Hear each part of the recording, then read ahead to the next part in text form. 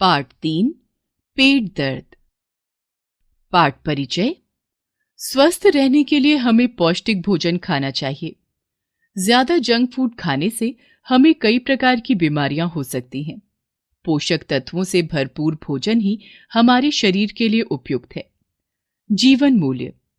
अच्छे स्वास्थ्य के लाभ, पोषक तत्वों का महत्व, बड़ों की बात मानना तथा समझदारी से काम लेना।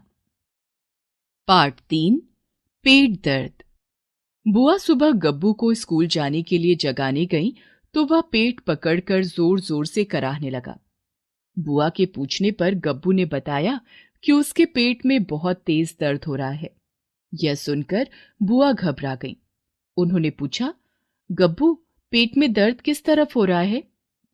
गब्बू कभी पेट के दाईं ओर हाथ रखता तो कभी बाईं ओर और कभी पेट से थोड़ा ऊपर। बुआ ने कुछ सोचकर कहा, मैं अभी डॉक्टर को बुलाती हूँ। वे तुम्हारे पेट में इंजेक्शन लगाएंगे तो दर्द ठीक हो जाएगा। यह सुनते ही गब्बू जोर जोर से रोने लगा और बोला, डॉक्टर को मत बुलाओ बुआ, पहले ही मेरे पेट में इतना दर्द है, इंजेक्शन से और दर्द होगा।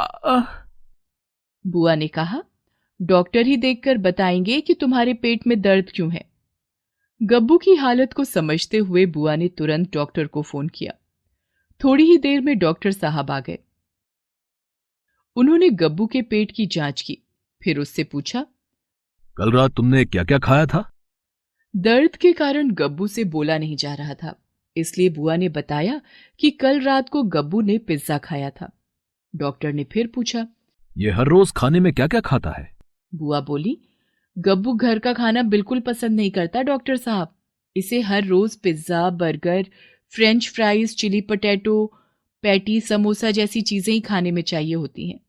इसकी माँ बड़े प्यार से जो खाने का डिब्बा देती हैं, उसे यह स्कूल में नहीं खाता। डॉक्टर ने सारी बात समझ ली कि गब्बू के पेट में दर्द इसी वजह से है। वे बोले, इसकी आंतें कमजोर हो गई हैं, उनमें मैदा चिपक गया है, क्योंकि गब्बू मैदे से बनी चीजें ही ज्यादा खाता है। उन्होंने गब्बू को पेट दर्द की दवाई दी और उससे वादा लिया कि अब से वो बाहर की चीजें नहीं खाएगा, केवल घर में बना साफ सुथरा और पौष्टिक खाना ही खाएगा। उन्होंने समझाया कि घर के खाने से हमारा शरीर अच्छी तरह बढ़ता है और हम रोगों से भी दूर रहते हैं। हर फल, सब्जी तथा दाल में कोई ना कोई पोषक तत्व होता है, जिनकी कमी से हम बीमार हो सकते हैं। गब्बू ने वादा किया कि अब से वो घर में बनी हर दाल सब्जी खाएगा और बाहर के खाने से परहेज करेगा।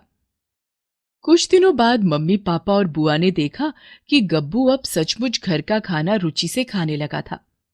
माँ के हाथों से बने पकवान जैसे खीर, हलवा, पूड़ी, कचौड़ी, रोटी, सब्जी, दाल आदि अब वह मजे से खाता था। गब्बू में आए इस बदलाव को देखकर अब सभी मन ही मन बहुत खुश थे। नई जानकारी। अधिकतर जंक फूड मैदे से बने होते हैं। मैदा, चीनी तथा नमक को सफेद जहर भी कहते हैं, क्योंकि ये तीनों चीजें अगर ज्यादा मात्रा में खाई जाएं तो हम बीमार पड़ सकते हैं।